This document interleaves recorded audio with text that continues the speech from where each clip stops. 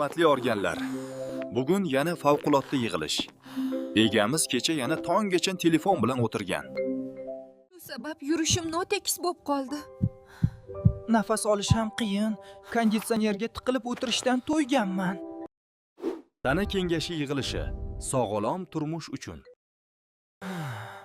Fast food, kofe, gazli ichimliklar. Men dam ola olmayapman. Nonushtasiz hayot qiynoq. Men har kuni 2 litr suv kutaman, lekin 1 stakan ham yo'q. Bizga yordam kerak. Bilimli, sog'lom turmushni tushunadigan egamiz kerak. Qayerdan topamiz shunday egani?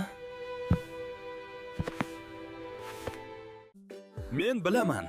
Qo'qon universiteti Andijon filialida ular sog'lom fikrlaydigan yoshlarni o'qitishyapti.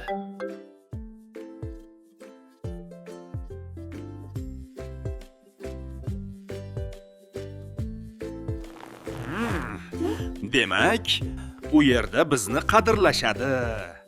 Sog'lom tana bilimli inson bilan boshlanadi.